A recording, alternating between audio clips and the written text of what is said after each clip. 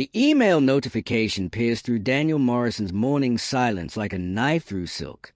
His coffee cup froze halfway to his lips as he read the subject line from his bank. Transaction declined.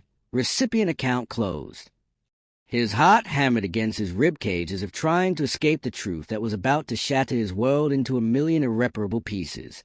For 6 years, every Friday morning at 9 o'clock sharp, he had sent $200 to Margaret Williams, his dead wife's mother, without fail, without question, without ever asking for gratitude or recognition. 6 years without a single missed payment, not even during the months when his own rent was late, not even when he had to choose between groceries and gas money. 6 years of keeping a promise to a woman who had lost everything when her only daughter died in a horrific car accident on a rainy October night that still haunted his nightmares. But now, staring at his phone screen in his modest Chicago apartment with its peeling paint and second-hand furniture, Daniel felt something crack inside his chest, something fundamental and irreversible.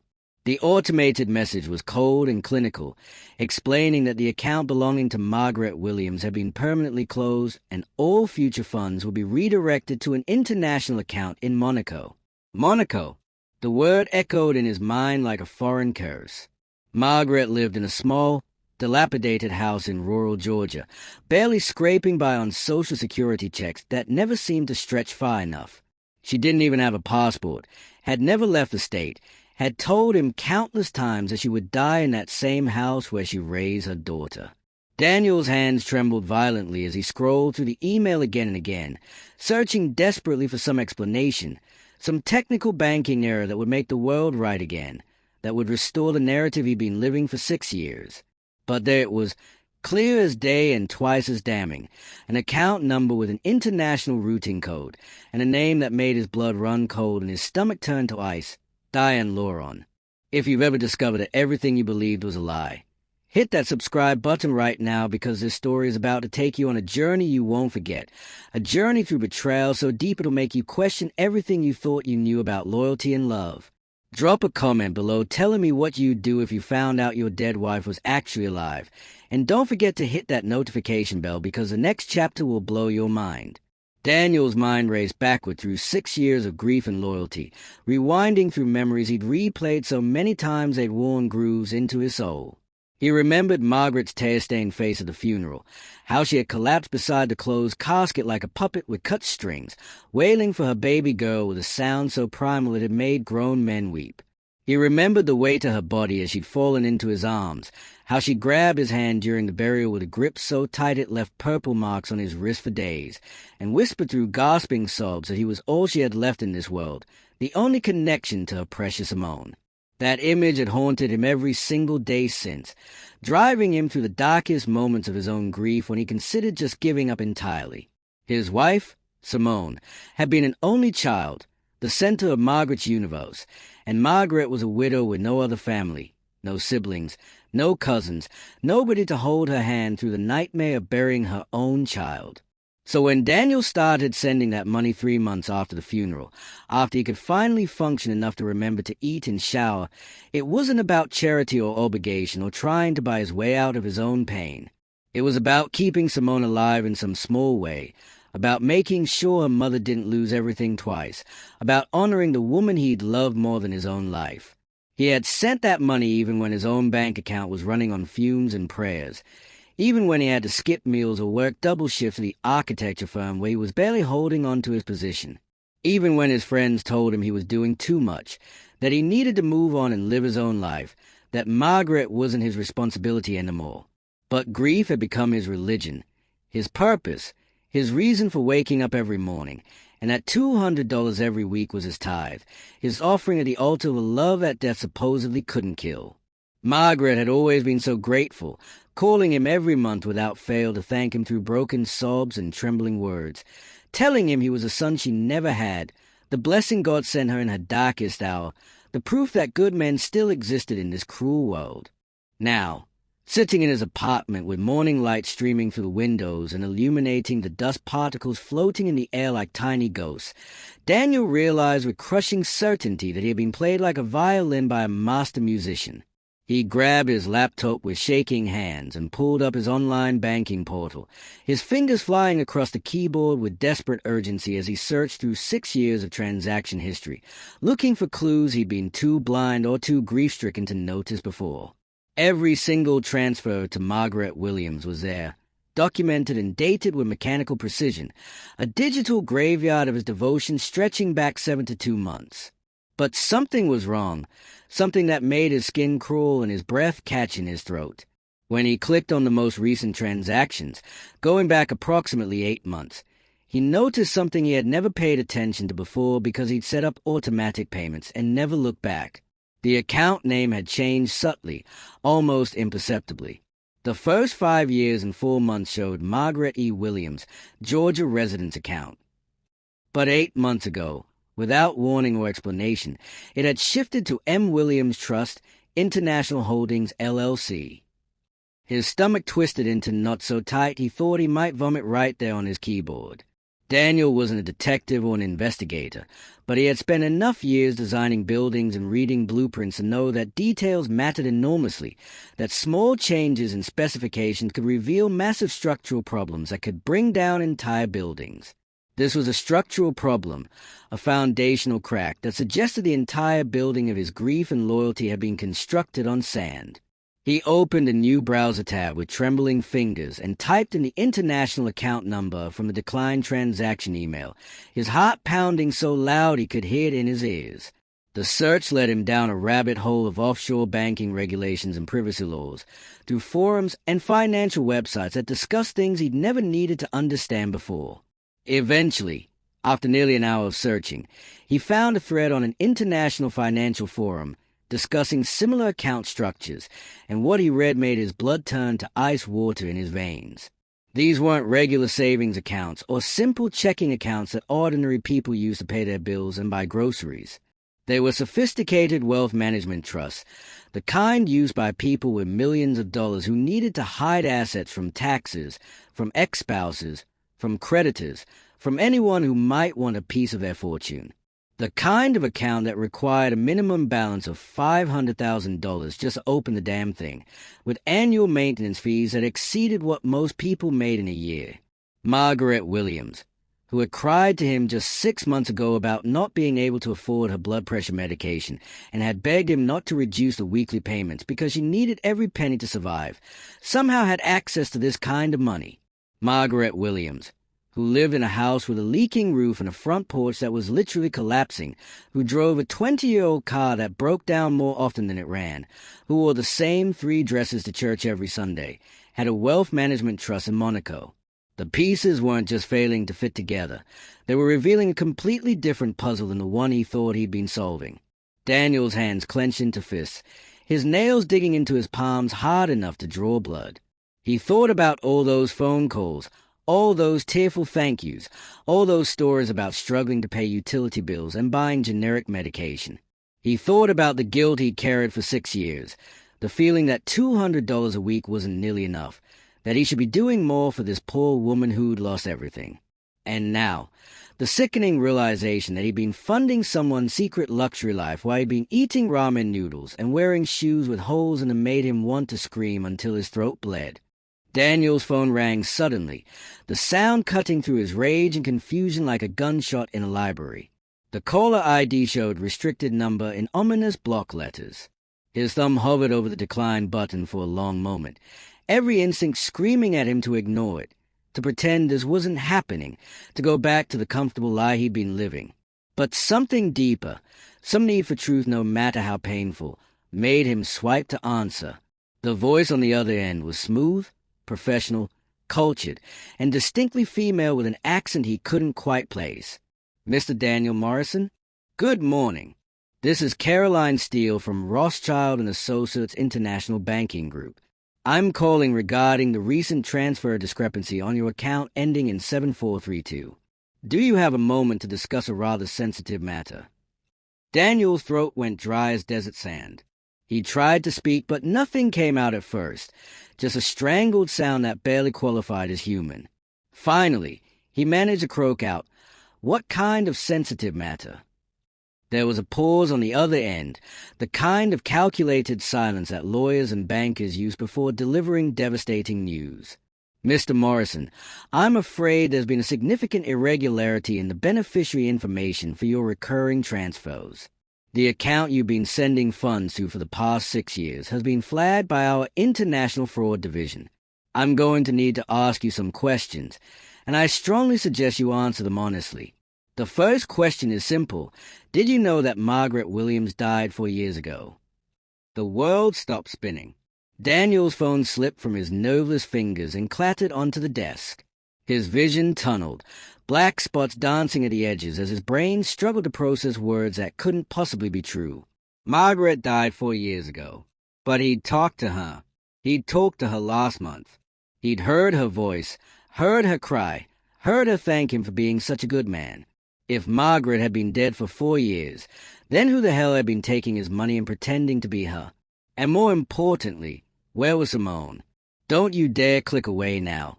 Hit that like button and comment below with your theories about what really happened to Simone, because next chapter is going to reveal secrets that will make your jaw drop to the floor. Daniel didn't remember picking up the phone again, but somehow it was pressed against his ear, and Caroline Steele's voice was still talking, still explaining things that his brain refused to accept as reality. He sat frozen in his desk chair, his body a statue carved from shock and disbelief, while she detailed how Margaret Williams had died of a stroke in a nursing home in Atlanta 4 years ago, how the death certificate was public record, how there had been a small memorial service attended by exactly 7 people from her church.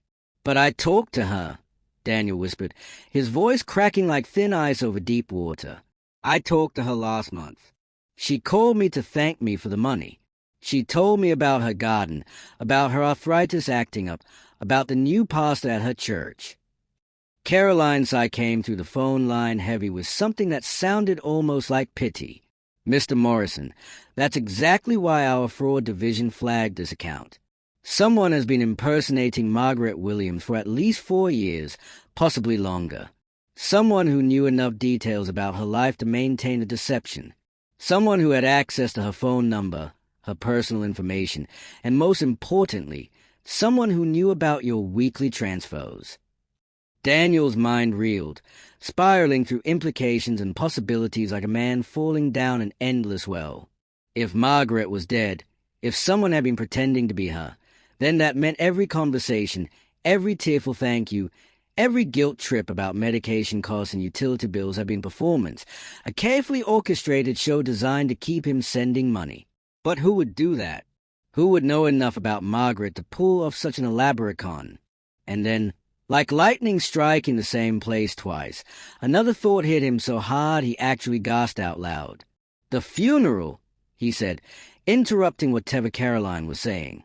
"Simone's funeral. Margaret was there. I saw her. I held her while she cried." Caroline's silence stretched for 3 heartbeats too long. When she finally spoke, her professional composure had cracked just slightly, revealing something underneath that sounded almost afraid. "Mr. Morrison, I think you need to sit down for what I'm about to tell you." But Daniel was already sitting down, and he didn't think any position would make the next words easier to bear, didn't think there was a way to physically brace himself for a bomb he sensed was about to detonate in his life. Caroline continued, her words measured and careful, like a surgeon explaining a terminal diagnosis. "Our investigation revealed something unusual about Simone Morrison's death certificate. It was filed correctly, signed by the medical examiner. Everything appeared legitimate on the surface. But when we did a deeper dive, comparing it against other records, we found discrepancies. The body that was buried in Oak Hill Cemetery 6 years ago was identified through dental records, but those records were submitted by a private dentist who lost his license 3 years ago for falsifying medical documents in an insurance fraud case. The medical examiner who signed off on the identification retired 2 months after Simone's funeral and moved to the Bahamas, where he purchased a beachfront property worth $2.3 million in cash. Daniel's hand gripped the edge of his desk so hard his knuckles turned white, his breathing coming in short, sharp gasps. "What are you saying?" He managed to choke out, though part of him already knew, had known from the moment he saw that name die in Luron, had known in some deep, primal part of his soul that refused to accept what his rational mind had been telling him. I'm saying that we have reason to believe that Simone Morrison may not be dead, Mr. Morrison. I'm saying that the woman you buried might not have been your wife at all. The world tilted sideways, reality itself seeming to crack and splinter like a mirror struck by a hammer. Daniel stood up abruptly, his chair rolling backward and slamming into the wall behind him. He paced across his small apartment, phone still pressed to his ear, his free hand running through his hair over and over in a gesture of pure, undiluted panic. 6 years. 6 years of grief so profound it had nearly killed him. 6 years of visiting a grave, of talking to a headstone, of keeping his wedding ring on even when women showed interest. 6 years of turning down promotions because he couldn't focus, of losing friends because he was too depressed to socialize, of living half a life because the other half was supposedly buried in the ground. And now this stranger on the phone was telling him it might have all been a lie, that his wife might be alive somewhere, living under a different name, having faked her own death for reasons he couldn't begin to comprehend. "I need proof," Daniel said, his voice suddenly hard and cold, the shock crystallizing into something sharper and more dangerous. "You can't just call someone and tell them their dead wife might be alive without proof. Show me something real, something concrete, or I swear to God I'm hanging up this phone and reporting you for harassment." Caroline didn't hesitate, didn't get defensive or offended by his tone. "Check your email, Mr. Morrison. I'm sending you a secure link right now. The password is your wife's birthday, month and day, 4 digits. Daniel's laptop was still open on his desk, his email already pulled up. He watched the new message appear, the subject line reading simply confidential, verify identity. His fingers shook so badly he had to type his wife's birthday 3 times before getting it right. 0713, July 13th. The link opened to a secure portal, and what he saw there made his legs give out completely, sending him crashing back into his chair. The first document was a photograph, clearly taken from a security camera or a distance, showing a woman stepping out of a black Mercedes in front of what looked like a European mansion. She was wearing designer clothes, oversized sunglasses, her hair longer and darker than he remembered, but the way she moved, the angle of her shoulders, the exact tilt of her head when she looked back over her shoulder. It was Simone. It was his wife, his dead wife, who was apparently very much alive. The second document was even more damning, a marriage certificate dated 8 months ago, registered in Monaco, between Diane Laurent and a man named Victor St. James. Daniel clicked on Victor's name, and a new window opened with a brief biography. Victor St. James, age 57, billionaire real estate developer and venture capitalist, estimated net worth $4.2 billion, owner of properties in 12 countries, currently residing primarily in Monaco and Manhattan. The photograph showed a tall, distinguished-looking white man with silver hair and a smile that probably cost more than Daniel's car. This was the man his wife had left him for, or more accurately, the man she had faked her death to be with. The betrayal was so enormous, so comprehensive and devastating that Daniel couldn't even process his pain yet.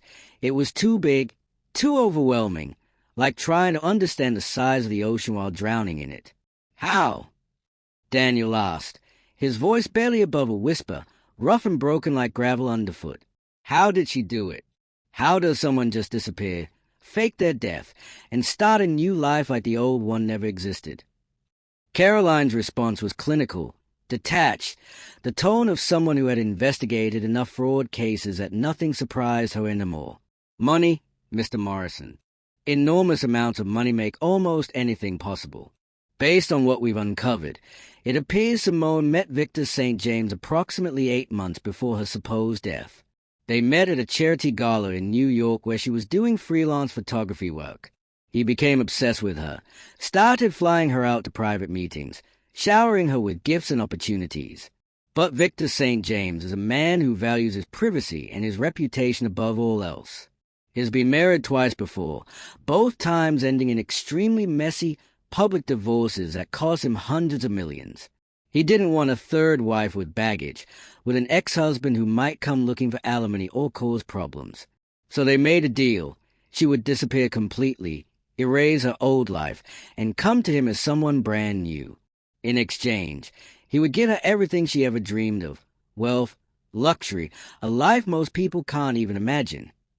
Daniel felt bile rising in his throat, burning and bitter. And Margaret, what about her real mother?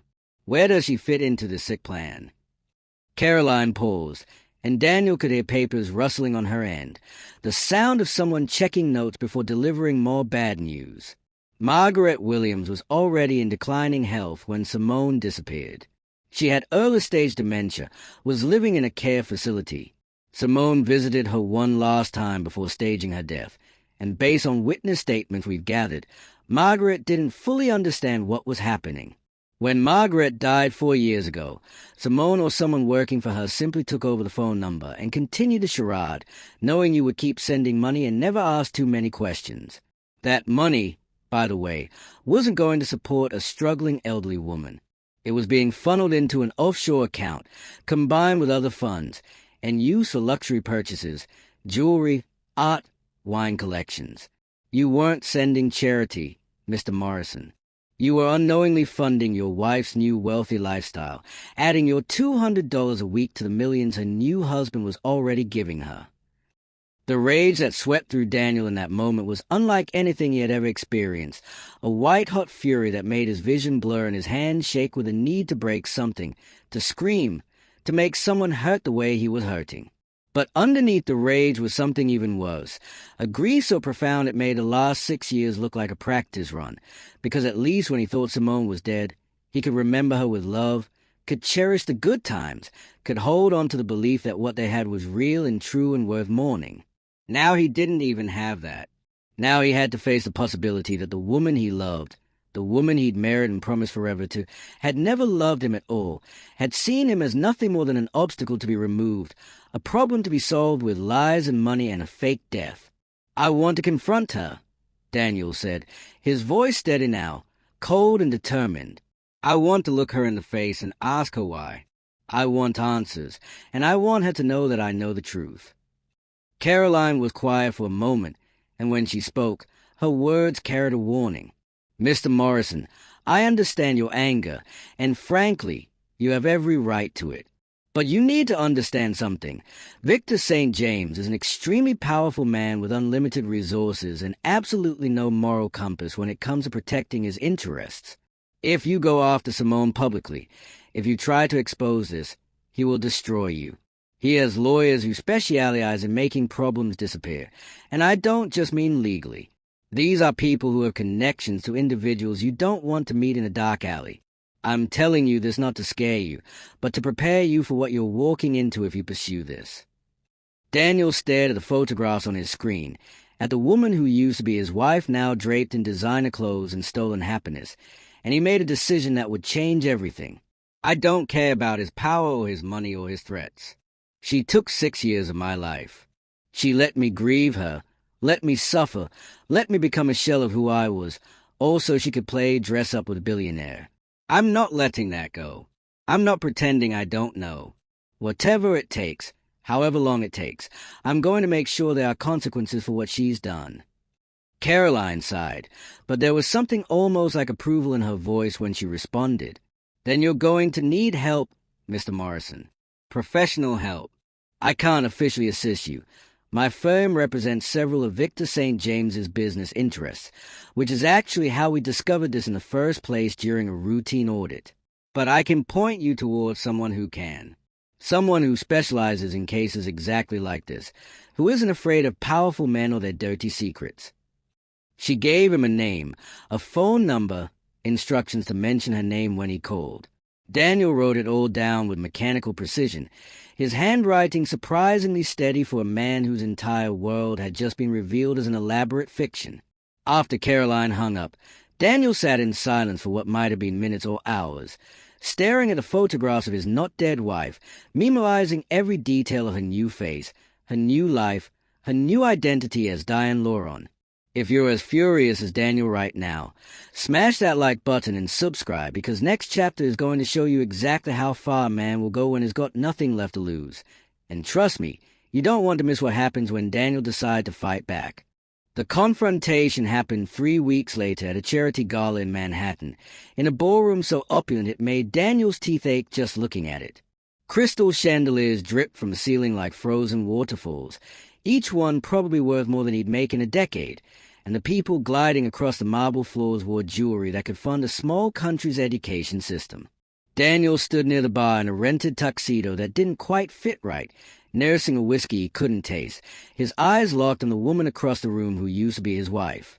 Simone, or Diane Laurent as her name tag read, looked radiant in a blood-red gown that probably cost more than his car. Her arm looped through Victor St. James's elbow like she belonged there, like she'd been born into this world of excessive wealth and casual cruelty. The private investigator Caroline had recommended a hard-eyed woman named Patricia Cole who'd spent 20 years with the FBI before going private, had gotten him into this event through connections Daniel didn't want to know about.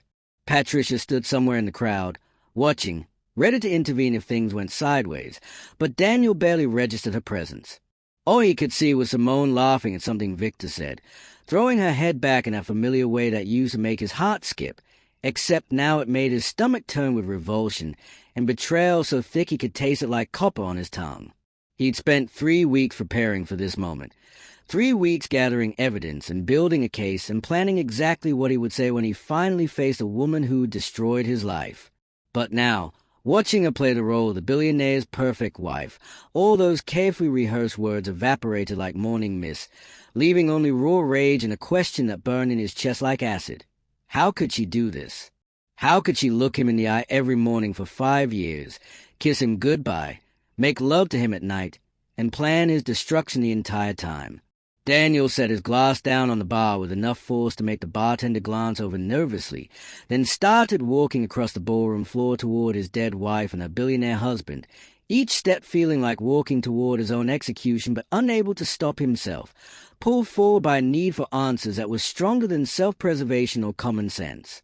He was 10 feet away when Simone's eyes landed on him, and Daniel watched in fascination as her face went through a rapid sequence of emotions, confusion, recognition, shock, and then, most telling of all, fear. Pure, undiluted fear that confirmed everything Caroline had told him, that proved beyond any doubt that this wasn't some elaborate case of mistaken identity or coincidence. She knew exactly who he was, and she knew exactly what she'd done to him. "Simone," Daniel said, his voice carrying across the space between them loud enough to make several nearby conversations pause, heads turning with the predatory curiosity of the wealthy sensing drama about to unfold. "Or should I call you Diane? I'm having trouble keeping track of which version of you is real, and which one is dead and buried in Oak Hill Cemetery." Victor St. James turned to face him, his expression shifting from mild annoyance to sharp attention, his hand moving subtly to Simone's waist in a gesture that was both possessive and protective. "I'm sorry, do we know you?" Victor asked, his voice smooth and cultured with a kind of confidence that came from never being told no, never facing consequences, never having to worry about anything as mundane as other people's feelings. "I don't know you," Daniel replied, his eyes never leaving Simone's face, watching the color drain from her cheeks and her carefully applied makeup suddenly looking garish against her pale skin. "But I know your wife. I was married to her for 5 years before she faked her death and left me to grieve while she ran off to play princess in your castle. Tell me, Victor, did she mention that little detail when you were courting her? Did she tell you about the husband she left behind, the man who sent her mother $200 every week for 6 years because he thought he owed it to the memory of his dead wife?" The ballroom had gone quiet now, all pretense of polite conversation abandoned as a Manhattan elite recognized the scent of scandal and closed in like sharks to blood. Simone's mouth opened and closed wordlessly, her hand clutching Victor's arm so tightly her knuckles were white, and Daniel took a savage satisfaction in seeing her composure crack, in watching the carefully constructed facade of Diane Laurent crumble to reveal the liar underneath. Victor's expression had gone cold and calculating, his eyes assessing Daniel the way a general might assess an enemy position, looking for weaknesses and vulnerabilities to exploit. "You're mistaken," he said with absolute authority, the kind of tone that usually made people back down and apologize for wasting his time. "My wife's name is Diane Laurent, originally from Paris. We met 2 years ago at a gallery opening in Monaco. I don't know who you think she is, but I assure you, you're confused. Daniel pulled out his phone with deliberate slowness, his hand steady despite the adrenaline coursing through his veins like rocket fuel.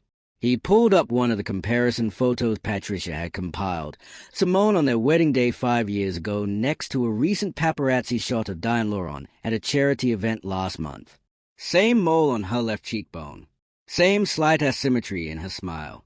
Same thin scar on her right eyebrow for when she'd fallen off a bike at age 12, a story she'd told him on their third date. This is my wife, Simone Morrison, on July 13th, 6 years ago, Daniel said, holding the phone up so both Victor and the growing crowd of onlookers could see. And this is Diane Laurent, your wife, last month in Monaco. Notice anything similar? Maybe the identical facial features? Or the scar that plastic surgery apparently couldn't quite erase. He swiped to the next photo, his voice growing louder, harder, sharper with each word. This is Simone's death certificate, dated October 24th, 6 years ago. And this is a marriage certificate for Diane Laurent and Victor St. James, dated 8 months ago. Quite a trick. Coming back from the dead. I'd ask for lessons, but I'm not particularly interested in becoming a lying, manipulative fraud who destroys people's lives for money and social status. Simone finally found her voice, though it came out strangled and desperate, nothing like the confident tone of Diane Laurent that she'd been using moments before. Daniel, please, you don't understand. Let me explain. It's not what you think. The laugh that burst from Daniel's chest was ugly and bitter, the sound of 6 years of grief and betrayal crystallizing into something sharp enough to cut. Not what I think. You faked your death. You let me believe you were dead for 6 years. You let me visit your grave every week. Let me talk to a headstone. Let me destroy my life mourning someone who was alive and well and spending a billionaire's money in Monaco. What part of that am I misunderstanding? Simone. The security guards were moving toward them now, 3 large men in black suits cutting through the crowd with purpose. But Daniel didn't care because he'd come here to say his piece and he wasn't leaving until he were finished. You want to know the really sick part, he continued, his voice rising to carry across the entire ballroom, ensuring that everyone at this ridiculous party heard exactly what kind of woman Victor St. James had married. For 6 years, I sent money to your mother every single week because I thought you were struggling, because I thought it's what you would have wanted, because I loved you so much I wanted to take care of the woman who raised you even after you were supposedly gone. But your mother died 4 years ago, and someone, maybe you, maybe one of your hired accomplices, kept pretending to be her, kept taking my money, kept playing with my grief like it was a game. Do you have any idea what that does to a person? Do you have any concept of the damage you've caused? Simone's eyes were filled with tears now, but Daniel couldn't tell if they were real or just another performance, another manipulation in a life apparently built on lies. I'm sorry, she whispered, the words barely audible over the murmur of shocked conversation rippling through the crowd. I'm so sorry, Daniel. I never wanted to hurt you. I couldn't be that person anymore. I couldn't be poor and struggling and ordinary. When Victor offered me a way out, a chance at a different life, I took it. I'm sorry you got caught in the crossfire, but I had to choose myself for once. The security guards reached them, hands moving to grab Daniel's arms, but he shrugged them off with surprising strength born of pure rage. You chose yourself? You chose yourself. His voice cracked on the words, emotion finally breaking through the cold anger he'd been holding onto like armor. You didn't choose yourself, Simone. You chose money. You chose luxury and status and a life you didn't earn. And you know what the worst part is? If you had just told me you were unhappy, if you had just said you wanted a divorce, I would have been devastated, but I would have survived. I would have let you go because I loved you enough to want you to be happy. But you didn't give me that chance. You stole 6 years of my life with your lies. Victor stepped forward, his face a mask of controlled fury that probably terrified boardrooms and business rivals but didn't intimidate Daniel in the slightest because what more could this man take from him that Simone hadn't already stolen? This conversation is over, Victor said with cold finality, gesturing to the security guards. Remove this man from the premises and make sure he's added to the permanent ban list for every property and event I control. If he comes near my wife again, I want him arrested for harassment and stalking." But Patricia Cole materialized from the crowd before the guards could move, holding up a leather folder that made Victor's expression shift from anger to something more cautious. "Mr. St. James, I'm Patricia Cole, attorney and private investigator. Before you have Mr. Morrison removed, you might want to look at what I have here. It's a comprehensive dossier detailing your wife's real identity, complete with fingerprint matches, DNA evidence obtained from items she left at her former residence, testimony from former co-workers and friends, and most importantly, photographic evidence of her attending her own funeral in disguise. I have copies of this dossier ready to be delivered to every major news outlet in the country, along with documentation of a fraud scheme that involves identity theft, insurance fraud, and conspiracy to file false death certificates. Now, you can have Mr. Morrison removed and deal with a media firestorm that will hit by morning, or you can have a civilized conversation about how to resolve this situation in a way that doesn't destroy everyone involved." The ballroom was completely silent now, hundreds of wealthy socialites watching the drama unfold like it was better than any entertainment they paid for. Victor's jaw clenched, a muscle twitching in his cheek as he processed the threat and calculated the potential damage to his carefully cultivated reputation. "Fine," he said through gritted teeth. "We'll talk, but not here. My legal team will be present, and if you think you can extort me, Mr. Morrison, you're making a very expensive mistake." Daniel met his gaze steadily, no longer afraid of this man or his power or his threats because he'd already lost everything that mattered, and there was a strange freedom in having nothing left to protect. "I don't want your money, Victor. I want her to face consequences for what she did. I want the world to know that Diane Laurent is a fraud and a liar. And I want Simone to look me in the eye and tell me if any of it was real, or if our entire marriage was just a biding time until something better came along." Hit that subscribe button right now if you want to see whether Daniel gets his revenge or if Victor's power crushes him. Next, our chapter is about to reveal secrets that will change everything you thought you knew about this story, and the next twist is going to leave you speechless.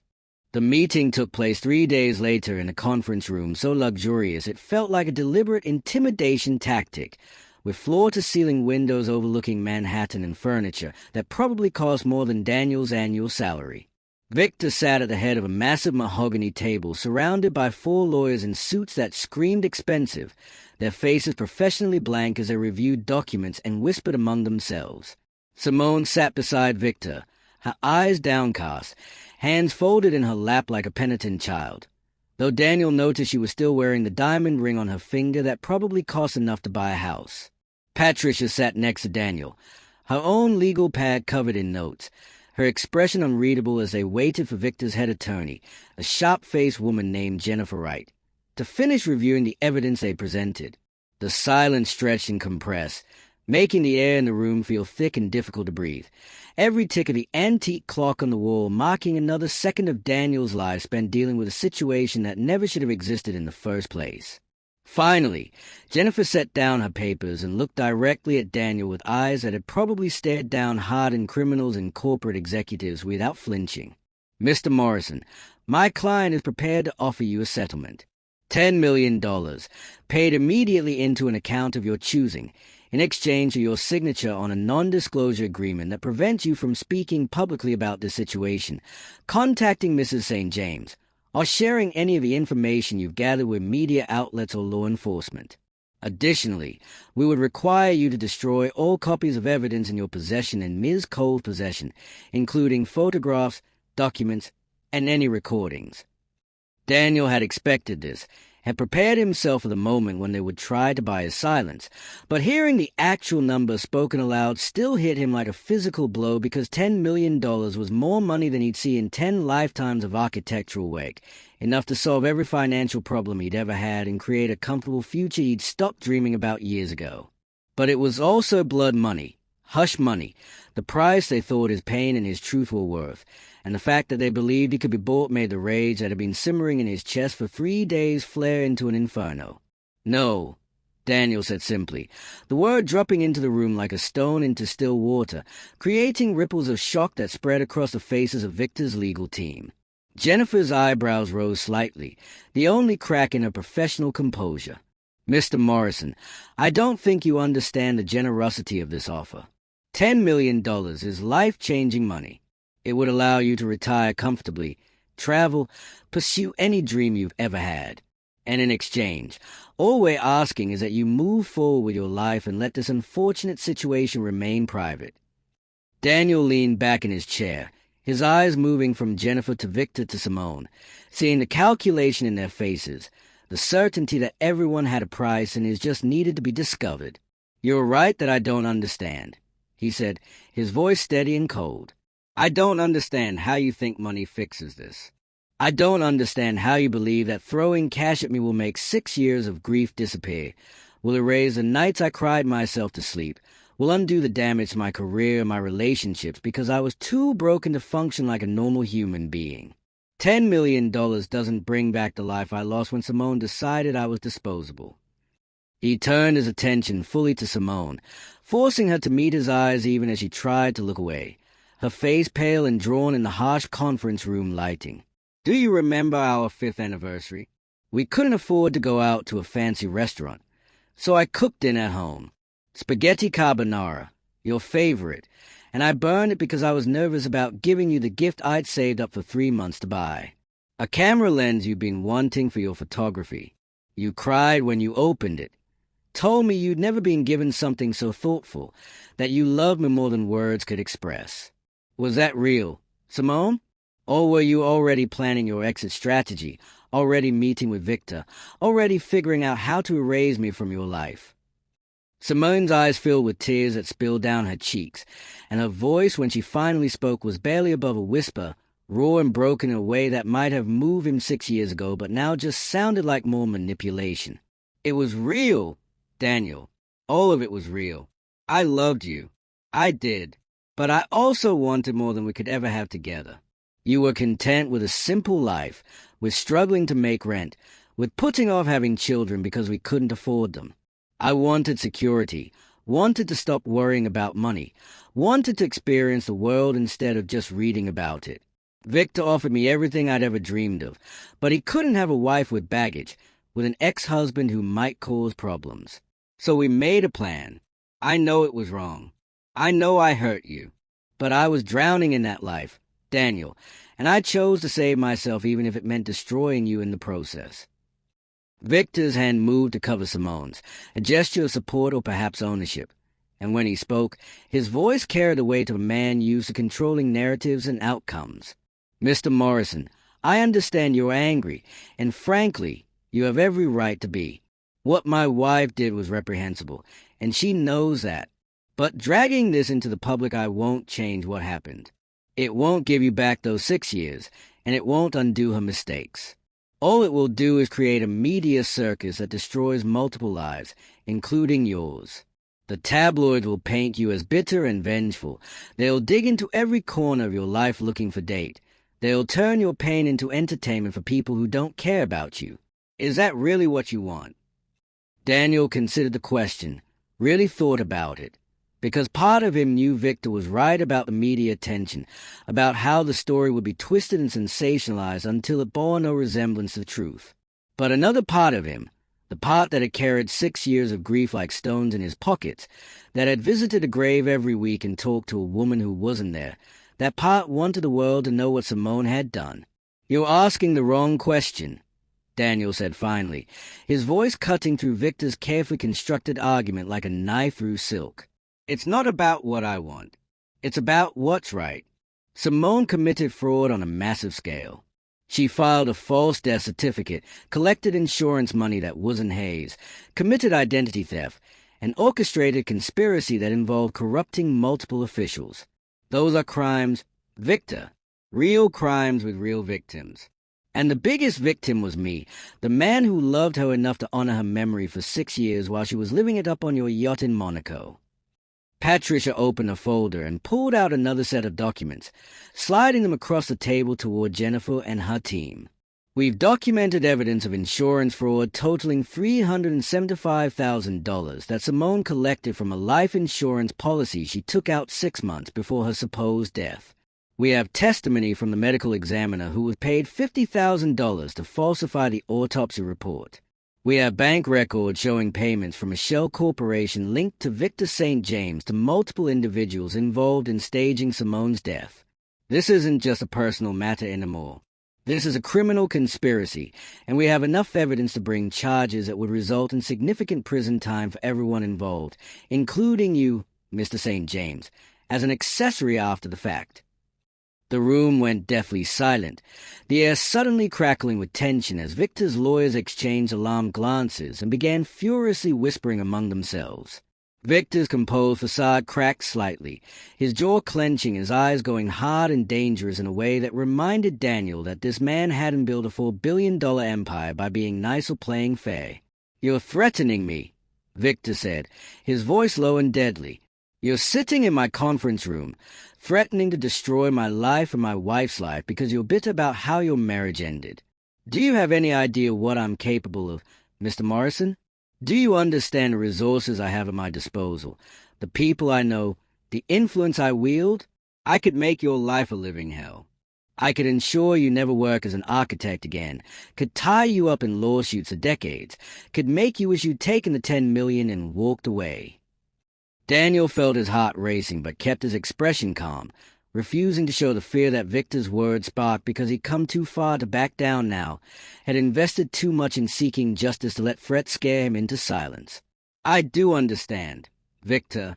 I understand that you're a powerful man who's used to getting his way through intimidation and money. But here's what you don't understand. I have nothing left to lose.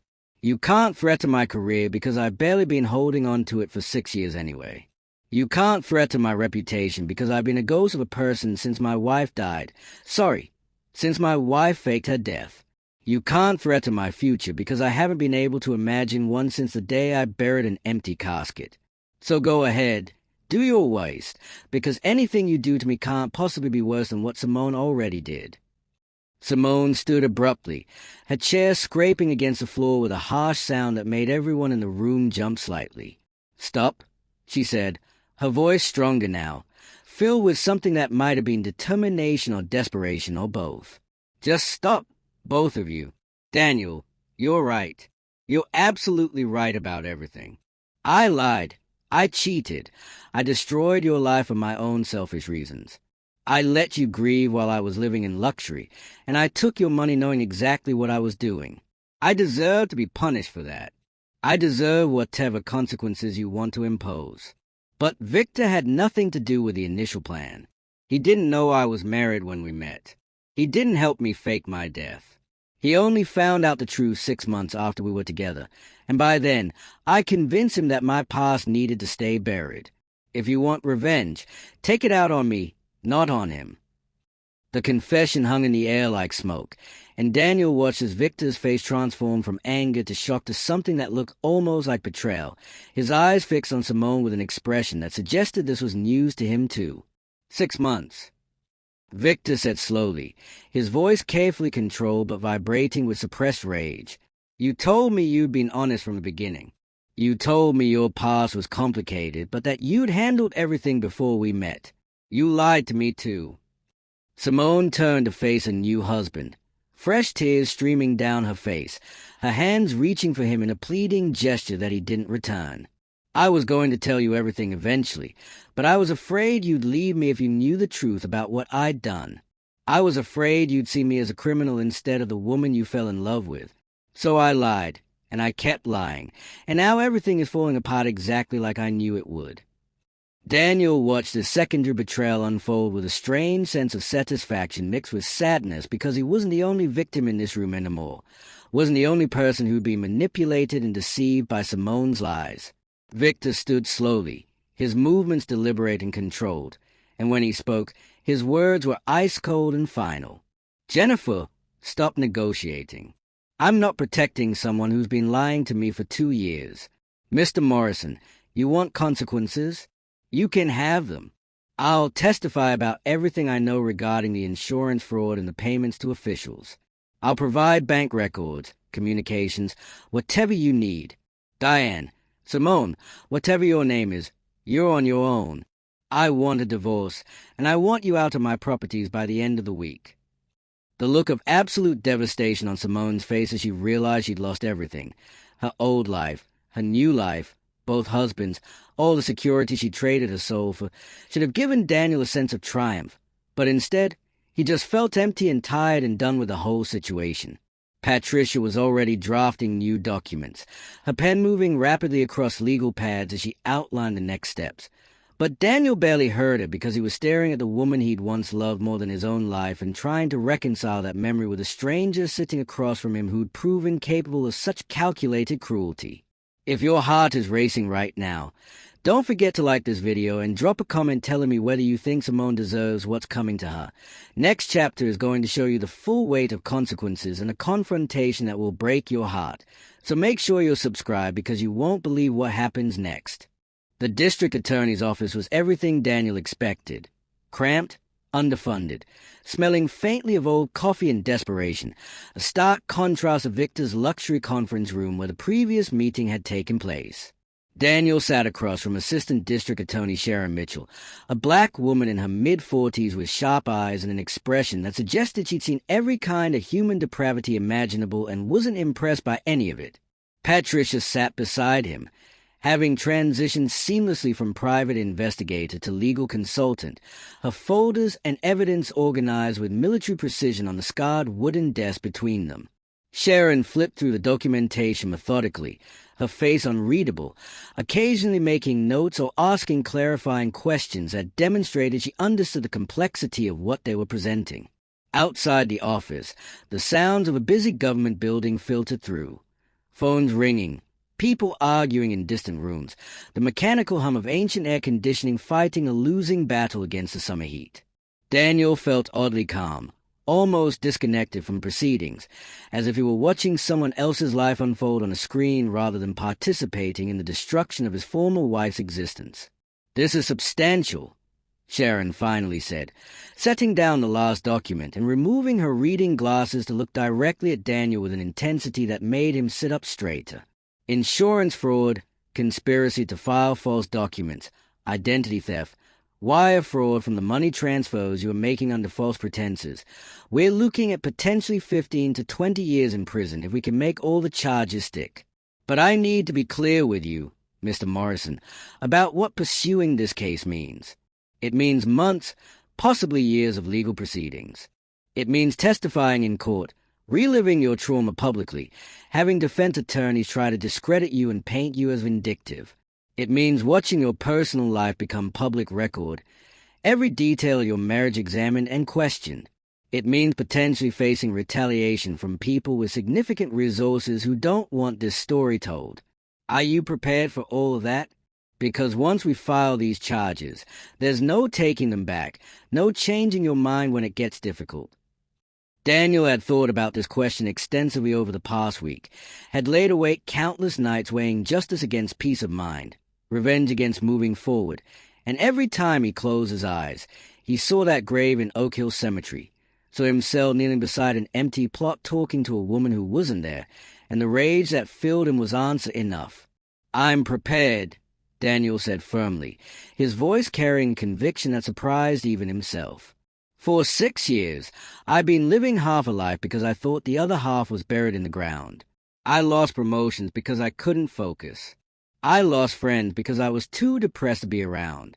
I lost opportunities for happiness because I felt guilty even thinking about moving on. Simone took those years from me deliberately, knowing exactly what she was doing, and she did it for money and status and a lifestyle she didn't want to earn honestly. If I don't pursue this, if I let her walk away without consequences, then those 6 years mean nothing. Then I'm just a fool who got played, and she's just a smart woman who knew how to game the system. I need this to mean something. Sharon, I need there to be consequences for what she did, not just for me, but for anyone else who might think they can destroy someone's life and face no repercussions." Sharon nodded slowly, something like approval flickering across her features. "All right, then. We'll move forward. I'll need you to come in for a full deposition next week, and we'll begin building the case. Patricia, I'll need all your evidence officially transferred to our custody, along with sworn statements from any witnesses you've interviewed. Mr. Morrison, I want you to understand that the defense will try to paint Simone as a victim, a woman who felt trapped in an unhappy marriage and made desperate choices to escape. They'll bring up every argument you ever had, every moment of conflict, trying to justify her actions by making you look controlling or abusive or financially irresponsible. Can you handle that? The question hit Daniel harder than he expected because his marriage to Simone hadn't been perfect. They'd argued about money, about her desire for more than they could afford, about his long hours at work and her feeling neglected. But he'd never been abusive, had never controlled her, had loved her with everything he had and tried his best to make her happy within the limitations of her circumstances. Still, he knew how lawyers worked, knew they could twist anything into a narrative that served their purposes. "I can handle it," he said quietly, "because I know the truth, and the truth is that I love her completely, and she repaid that love with the cruelest betrayal I can imagine. Whatever they tried to make me look like, I know who I really am, and so does everyone who actually knows me." Over the next 3 months, Daniel's life became consumed by the legal process in ways he couldn't have fully anticipated even with Sharon's warnings. He sat for depositions that lasted 8 hours at a time, answering questions so personal and invasive he felt like his soul was being dissected under fluorescent lights by strangers who saw him as nothing more than a case file. He testified before a grand jury that indicted Simone on 14 separate charges, watching her led into the courtroom in handcuffs, her designer clothes replaced by an orange jumpsuit, her carefully maintained appearance now haggard and worn from 3 weeks in county jail awaiting trial. Victor had made good on his promise to provide evidence, testifying about the payments he'd made to various officials on Simone's behalf, about the conversations they'd had regarding her past, about the elaborate web of lies she'd constructed to maintain her new identity. The media had gotten hold of the story within days of the charges being filed, and suddenly Daniel's face was everywhere, on news websites, on social media, in tabloid headlines that screamed about the dead wife scandal and the billionaire's fraud bride. Reporters camped outside his apartment, called his phone at all hours, approached him at work until his firm finally suggested he take a leave of absence until the media circus died down. Friends he hadn't spoken to in years suddenly wanted to reconnect. Their curiosity thinly veiled his concern, and Daniel learned quickly to distinguish between people who genuinely cared about his well-being and those who just wanted proximity to scandal. His mother flew in from Atlanta, staying with him for 2 weeks and cooking meals he barely tasted, holding him when the weight of everything became too much, and he broke down crying in ways he hadn't allowed himself to do even when he thought Simone was actually dead. Patricia checked in regularly, helping him navigate the media attention and the legal complexities, becoming something almost like a friend in the process, though he suspected she maintained professional boundaries too carefully to ever let it be more than that. And through it all, Daniel kept thinking about that day at the gala, about the look on Simone's face when she realized her carefully constructed world was crumbling, and wondering if she felt even a fraction of the pain she'd caused him or if she was only sorry she'd been caught. The trial itself was a 3-week ordeal that felt like being slowly flayed alive in front of an audience. Daniel testified for 2 full days, walking the jury through his relationship with Simone, their marriage, the night of her supposed death, the years of grief, the discovery of the truth. Simone's defense attorney, a ruthless woman named Rebecca Torres who Victor was still paying for despite the divorce proceedings, tried everything Sharon had predicted and more. She suggested Daniel had been financially controlling, that Simone had felt suffocated by his modest lifestyle and his refusal to pursue higher-paying opportunities. She brought up arguments they'd had about money, about starting a family, about Simone's photography career that Daniel had supposedly discouraged because he was jealous of her talent. She even suggested that Daniel had been emotionally abusive in subtle ways, creating an environment where Simone felt she had no choice but to escape drastically. Every accusation felt like a knife sliding between his ribs, made worse by the fact that Simone sat at the defense table looking appropriately remorseful, occasionally wiping tears from her eyes as if she were the victim in this scenario. But Sharon was relentless in her cross-examination, bringing forth witnesses who testified to Daniel's character, to the visible grief he'd displayed for years, to the financial sacrifices he'd made to keep sending money to who he thought was Margaret. She presented evidence of Simone's planning, of emails between her and Victor discussing the logistics of her disappearance, of bank records showing the insurance payout she collected and immediately transferred to offshore accounts.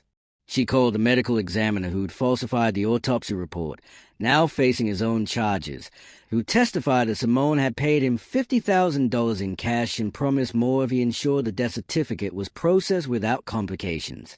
The jury, composed of 7 women and 5 men ranging from their 20s to their 60s, listened to everything with expressions that shifted between shock, disgust, and sympathy, though Daniel could never quite tell who their sympathy was directed toward.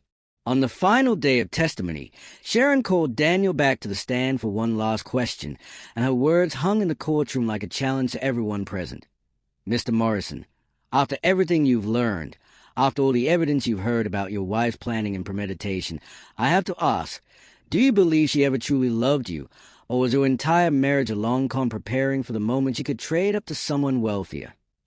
Daniel looked at Simone then, really looked at her for the first time since the trial began, and she met his gaze with red-rimmed eyes that pleaded for understanding or mercy or maybe just acknowledgement that she was human despite her monstrous choices. He thought about their wedding day, about the tears in her eyes when she said her vows, about the nights they'd stayed up talking about their dreams and their future.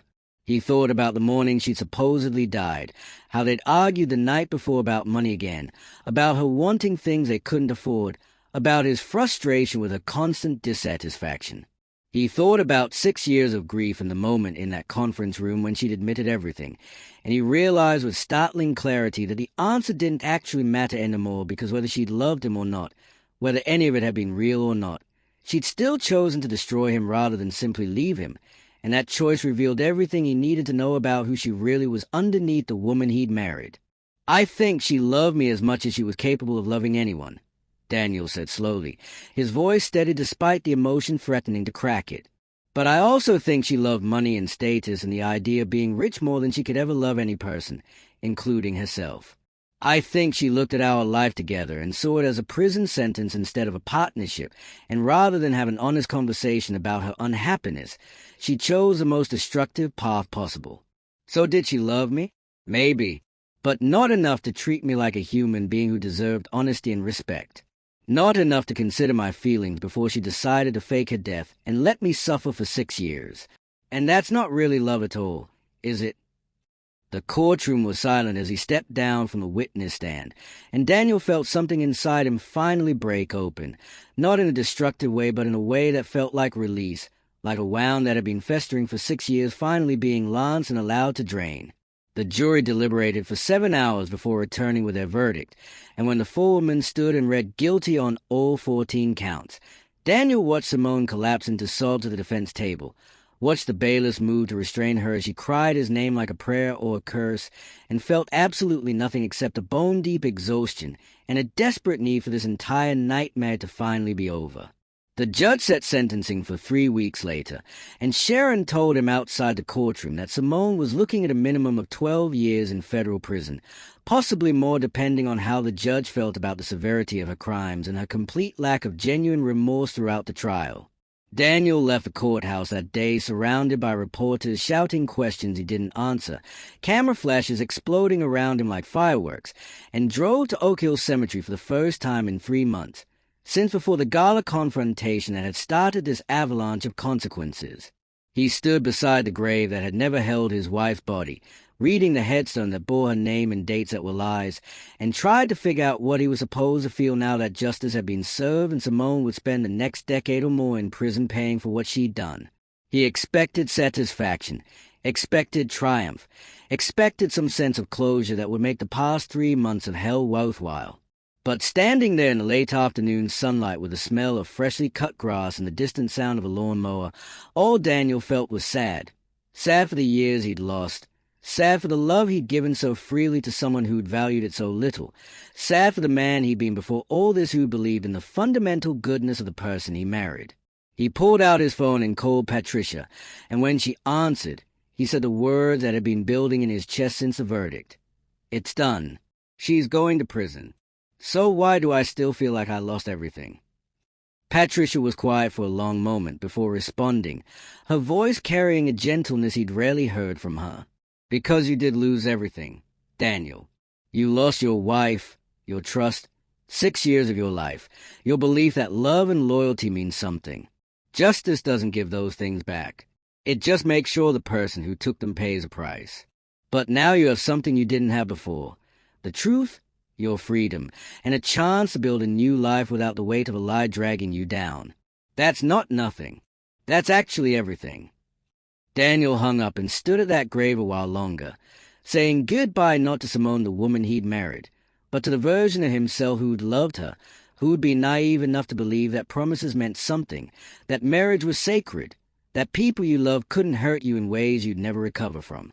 And then, as the sun began to set and the cemetery prepared to close, he walked away from that empty grave for the last time, leaving behind the ghost he'd been mourning and stepping toward whatever came next, hoping desperately that Patricia was right about freedom and second chances and the possibility of building something real from the ashes of such complete and utter destruction. You've made it this far, and trust me, you need to see how this ends.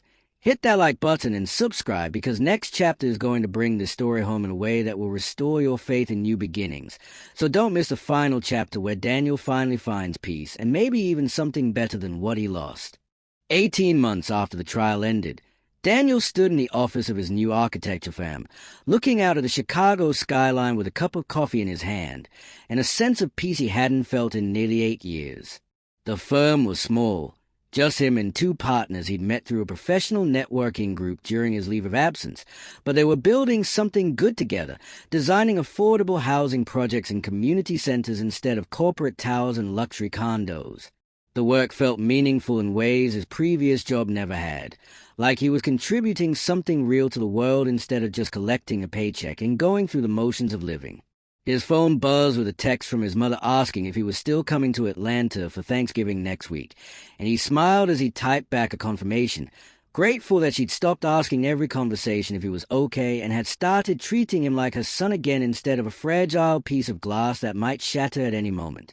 The media attention had finally died down about 6 months ago, after some celebrity scandal had captured the public's attention and replaced the story as the latest source of entertainment. Occasionally someone would recognize him and ask if he were that guy from the dead wife case, but mostly people had moved on to newer tragedies and fresher scandals, leaving Daniel to rebuild his life without cameras following his every move. Patricia had become a genuine friend, meeting him for coffee once a month to catch up, and she'd recently started dating someone she seemed genuinely happy with, which Daniel found oddly encouraging because if someone as cynical and world-weary as Patricia could find love again, maybe there was hope for him too. He'd started therapy 6 months after the trial, finally admitting that he needed professional help processing not just Simone's betrayal, but the grief he'd been carrying for so long that it had become part of his identity.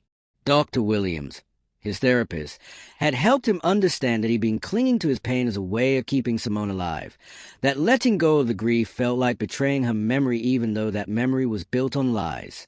Learning to separate the love he'd felt from the woman who manipulated him had been the hardest work of his life, but slowly, painfully, Daniel was becoming someone new. Not the man he'd been before Simone, not the broken ghost he'd been during those 6 years of false mourning, but someone entirely different, someone stronger and more cautious, but also more open to the possibility that not everyone was a liar, that not every relationship was a trap waiting to spring closed. The firm's door chimed, announcing a client arriving for their 11 o'clock meeting, and Daniel turned from the window to greet whoever had come in, expecting to see Mr. Johnson, the community organizer they were working with on a new youth center project.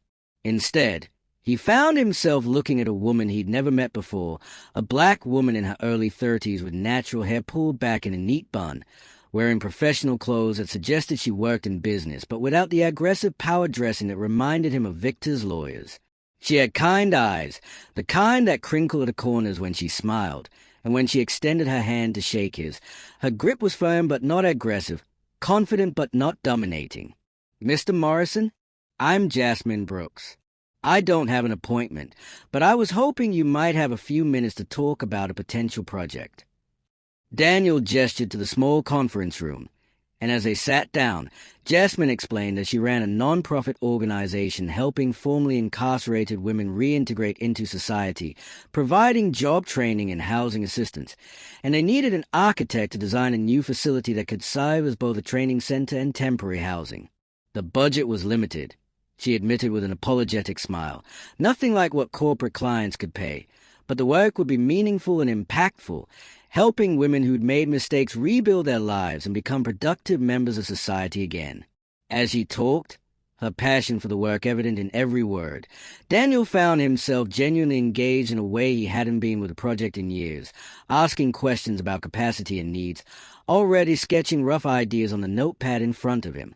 They talked for nearly an hour, the conversation flowing easily from professional to personal. As Jasmine mentioned, she'd read about his case in the news and had been impressed by his courage in pursuing justice even when it would have been easier to take the settlement and move on. "I work with women every day who made terrible choices," she said, her expression serious but not judgmental. "Some of them hurt people, destroyed lives, did things they'll spend years trying to atone for. But I also know that most people aren't purely good or purely evil. We're all just complicated humans trying to navigate impossible situations with limited information and too many emotions. What your ex-wife did was inexcusable, but I hope you've been able to find some peace despite everything she put you through." Daniel was surprised to find himself opening up to this stranger about things he barely discussed with friends, about the therapy and the slow process of rebuilding and the constant fear that he'd never be able to trust anyone again because how could you trust your own judgment when it had failed you so catastrophically? Jasmine listened without interrupting, without offering platitudes or easy answers, and when he finally finished talking, she said something that hit him harder than all of Dr. Williams' professional insights combined. "You know what I tell the women in my program when they say they can't move forward because they don't trust themselves anymore? I tell them that broken trust is like a broken bone. If it heals wrong, it'll hurt forever and limit what you can do. But if you let it heal properly, with time and care and the right support, it can actually become stronger than it was before because you've learned where the weak points are and how to reinforce them. You're not naive anymore, Daniel. You're not walking through the world assuming everyone is honest and good. But that doesn't mean you have to walk through it assuming everyone is a liar either. It just means you're wiser now, more careful, but still open to the possibility of good things if you let yourself be." They talked for another 30 minutes about the project, about timelines and budgets and design concepts, and by the time Jasmine left with a promise to send over detailed requirements and funding information, Daniel realized he'd laughed more in that hour than he had in months, felt more energized and interested and present than he could remember feeling since before his world imploded. Over the next few weeks, Daniel threw himself into designing the facility for Jasmine's nonprofit, meeting with her regularly to refine the plans. And somewhere in those meetings, the professional relationship began shifting into something that felt like friendship, then tentatively into something that might become more if he could find the courage to risk his heart again. She invited him to tour one of their existing facilities, and he met women whose stories of incarceration and redemption were both heartbreaking and inspiring, women who'd made devastating mistakes but were fighting every day to become better versions of themselves. One woman, Angela, who'd served 8 years for embezzlement and fraud, pulled him aside after the tour and said something that stayed with him. "I heard about what happened to you, about your wife. And I just want to say, as someone who's destroyed lives for selfish reasons, that we don't deserve forgiveness and we don't deserve second chances. But if someone is willing to give us those things anyway, it's the greatest gift in the world. Your ex-wife is getting what she deserves, but if there's any part of her that's genuinely sorry, being in prison is probably killing her more effectively than any other punishment could. Not because prison is hard, though it is, but because she has nothing but time to think about what she did and who she hurt and what she traded away for money that doesn't mean anything when you're locked in a cell." Daniel thought about that conversation a lot over the following weeks, and surprisingly, he found himself feeling something almost like pity for Simone, though it didn't erase his anger or his sense of justice served. 6 months after that first meeting, Daniel and Jasmine sat together at a small Ethiopian restaurant in her neighborhood, celebrating the groundbreaking ceremony for the new facility they designed together.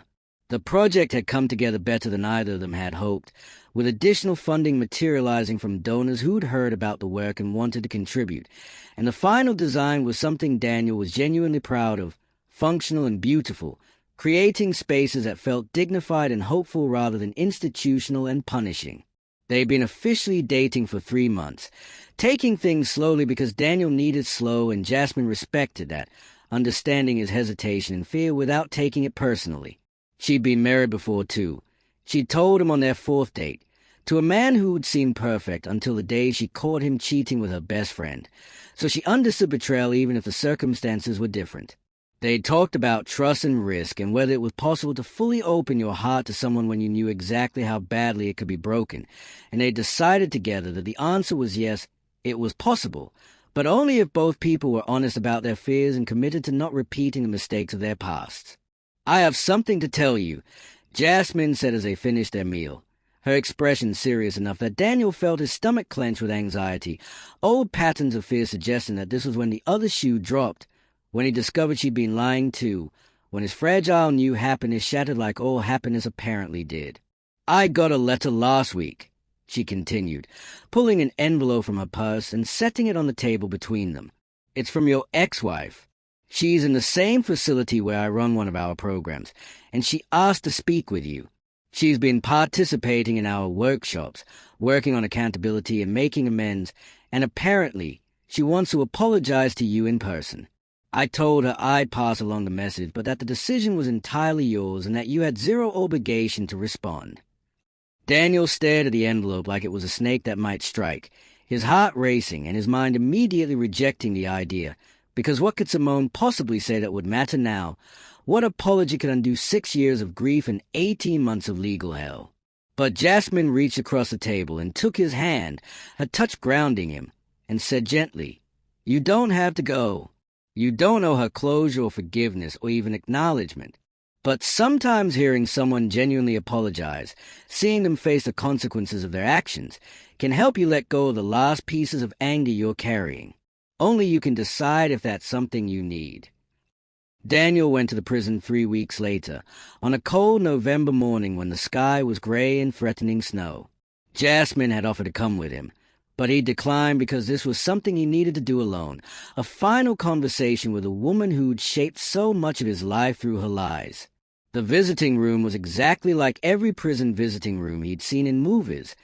Cinder block walls painted institutional beige, plastic chairs bolted to the floor, guards standing in strategic positions watching every interaction. Simone looked older than her 35 years when they brought her in, her hair now cut short and starting to gray at the temples, her face thinner and harder without makeup, wearing the standard prison uniform that made everyone look the same regardless of their crimes or their previous lives.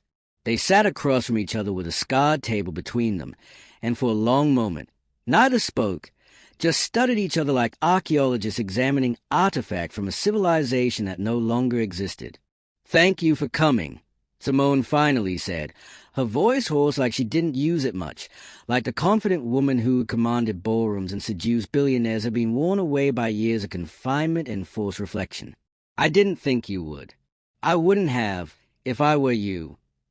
Daniel didn't respond, just waited, because he hadn't come here to make this easy for her, hadn't come to offer comfort or absolution, had only come because Jasmine was right that he needed to hear whatever Simone had to say so he could finally close this chapter completely. Simone took a shaky breath and continued, her hands folded on the table, her eyes meeting his with something that looked like genuine remorse, though Daniel had learned not to trust his ability to read her emotions. "I'm sorry. I know those words are inadequate. I know they don't undo what I did or give you back what I took. But they're all I have. I'm sorry for faking my death. I'm sorry for letting you grieve. I'm sorry for taking your money under false pretenses. I'm sorry for destroying your life because I was too selfish and too cowardly to just tell you I was unhappy. I've had 4 years to think about what I did, and I still can't fully explain it in a way that makes sense. I was miserable in our life together, but that wasn't your fault. It was mine, my inability to be content with what we had, my constant need for more and better and different. When Victor came along offering me everything I'd ever wanted, I didn't think about you as a real person with real feelings. I just thought about myself and what I could gain, and I convinced myself that you'd eventually move on and be fine because I needed to believe that to do what I was planning. The truth is, I loved you, Daniel. I really did. But I loved the idea of being rich more, and when I had to choose, I chose money, and that choice has cost me everything that actually mattered. Daniel listened to her words, watched tears stream down her face that seemed genuine but might not be because he'd been fooled before, and tried to find some feeling inside himself beyond exhausted relief that this was almost over. "Do you know what the worst part was?" he asked, his voice quiet but steady. "It wasn't the grief, even though that almost killed me. It wasn't the betrayal, even though that changed who I am fundamentally. It was the 6 years, Simone. It was standing at your grave every week talking to you, telling you about my day, asking for your guidance, keeping you alive in my heart because I thought that what love required. It was turning down date because I felt guilty, turning down promotions because I couldn't focus, losing friends because I was too depressed to be around. It was the opportunity cost of those 6 years, the life I could have been building if you'd just been honest and said you wanted a divorce. That's what I can't forgive.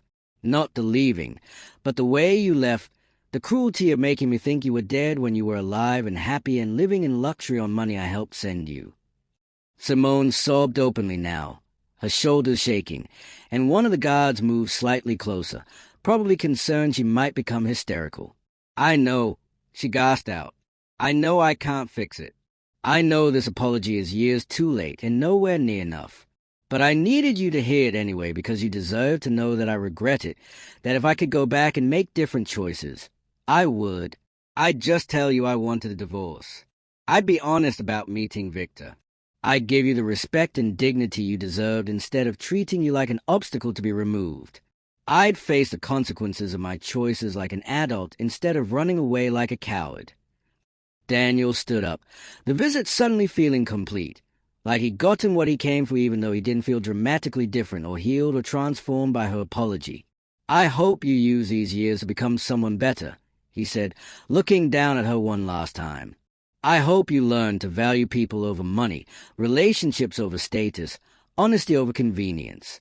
And I hope that when you get out, you build a life you're actually proud of instead of one you have to maintain through lies. But I also hope I never see you again, Simone. I hope our paths never cross, because I finally started building something good, and I don't want any reminders of what you cost me." He turned to leave, but her voice stopped him at the door. "Are you happy now?" she asked, the question carrying genuine curiosity. Daniel thought about Jasmine, about his firm, about the therapy and the slow healing and the life he was building from ruins. "I'm getting there," he said honestly. "And that's more than I thought I'd ever be able to say." 3 years after that prison visit, Daniel stood in a small garden behind his new house, watching Jasmine arrange flowers for their wedding ceremony that would take place in 6 hours, feeling nervous and excited and cautiously optimistic about the future in ways he'd thought were dead in him forever. They bought the house together 8 months ago, a modest craftsman in a quiet neighborhood with good schools, because they were already talking about kids, about building a family, about creating something stable and real together. His mother was inside helping with final preparations, and Jasmine's sister was managing the caterers with military efficiency, and Daniel's partners from the firm were setting up chairs in neat rows facing the small arbor they built together last week. The wedding was small, just 50 people, mostly close friends and family who'd supported them through their individual journeys and their coming together, people who understood that second chances were precious and fragile and worth celebrating. Patricia was coming, bringing her girlfriend who Daniel had met twice and liked immensely, and Dr. Williams had sent a gift with a note saying he was proud of the work Daniel had done and the man he'd become. Even Angela, the woman from Jasmine's program, was coming, having been released from prison 2 years ago and now working as a peer counselor helping other formerly incarcerated women rebuild their lives. Daniel watched Jasmine work, her face peaceful and focused, occasionally humming to herself, and felt a wave of gratitude so profound it almost brought him to his knees because this was real in a way his marriage to Simone never had been, built on honesty and mutual respect and genuine partnership rather than illusions and unspoken resentments. "You okay?" Jasmine called out, noticing him watching her. "You're not getting cold feet. Are you? Daniel walked over and pulled her into his arms, kissing her forehead and breathing in the scent of her hair and the flowers she'd been arranging. I'm perfect, he said, and meant it completely. I'm marrying someone who knows all my broken places, and loves me anyway. I'm surrounded by people who've seen me at my worst and stuck around. I'm doing work that matters and building a life I'm proud of. I'm so far from cold feet it's not even funny. Jasmine smiled and kissed him properly, not caring that her sister was probably watching from the kitchen window and would tease her mercilessly later. Good, because I've got plans for us, Daniel Morrison. Big plans that involve growing old together and being disgustingly happy and proving that sometimes the second story is better than the first one ever could have been. As the sun began to set and guests started arriving, Daniel took a moment alone in his study, looking at a photograph on his desk that showed him and Jasmine at the groundbreaking for her facility, both of them covered in dirt and grinning like idiots, radiating hope and possibility. He thought about Simone, wondered briefly if she knew he was getting married, if she cared or felt any additional remorse or had moved on to other preoccupations in her continued incarceration. He thought about the 6 years he'd lost and the pain he'd endured and the person he'd been before everything fell apart. And then he carefully put that photograph in a drawer, not throwing it away because it was part of his journey and had led him to this moment, but also not displaying it prominently because it was the past and he was finally, fully, completely ready to live in the present and build toward a future. The ceremony was beautiful, simple and heartfelt with vows they'd written themselves, and when the officiant pronounced them husband and wife, Daniel kissed Jasmine with a joy that was unencumbered by fear or doubt or the shadow of past betrayals. At the reception, his mother gave a toast that made everyone cry, talking about how proud she was that her son had survived something that would have destroyed weaker men and had emerged stronger and wiser and more capable of love than before. Patricia gave a toast that made everyone laugh, joking about how she'd thought Daniel was crazy for wanting justice instead of money, but admitting he'd been right all along that some things were worth more than any settlement check. And Jasmine gave a toast that made Daniel's heart feel too big for his chest, talking about second chances and choosing to trust again and building something beautiful from broken pieces. As the party continued into the night, Daniel danced with his new wife under string lights in their small garden, surrounded by love and laughter and the kind of happiness that came from surviving darkness and choosing to step into light anyway. Thank you, he whispered to Jasmine as they swayed to music playing from speakers someone had set up. For taking a chance on a man with so much baggage, he probably should have bought a separate airplane seat for it. Jasmine laughed and held him tighter. Thank you for taking a chance on a woman who runs programs for criminals and spends her free time trying to fix broken systems. We're both a little damaged, a little cynical, a little too aware of how badly things can go wrong. But that just means we'll appreciate what we have more than people who've never lost anything. This right here? This is what winning looks like after you've lost everything. And honestly, I wouldn't change a thing about how we got here because it led us to each other. And standing there in his garden on his wedding night, surrounded by people who loved him, married to a woman who knew his story and chose him anyway, Daniel finally understood what Patricia had meant 18 months ago about freedom and truth and building something real from ashes. He'd lost 6 years to lies and grief, had spent 18 months pursuing justice and accountability, had spent 3 years healing and rebuilding and learning to trust again. But he'd gained something more valuable than any of that time lost. He'd gained himself back, not the naive version who thought love was enough and promises were sacred, but a stronger version who knew that love required honesty and effort and choosing each other every single day, especially when it was hard. The story that had started with devastating betrayal and crushing grief had ended with genuine happiness and hard-won peace, proving that sometimes the worst thing that ever happened to you could also be the thing that forced you to become the person you were always meant to be. And as Daniel kissed his wife goodnight after their guests had left and they stood together in their home looking toward a future full of possibility, he realized that he'd finally stopped being defined by what Simone had taken from him and had started being defined by what he'd built with Jasmine.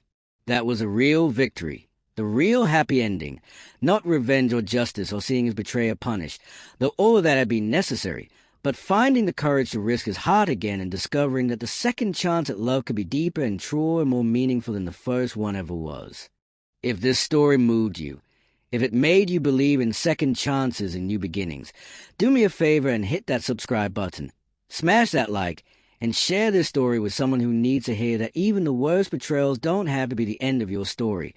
They can be the beginning of something even better.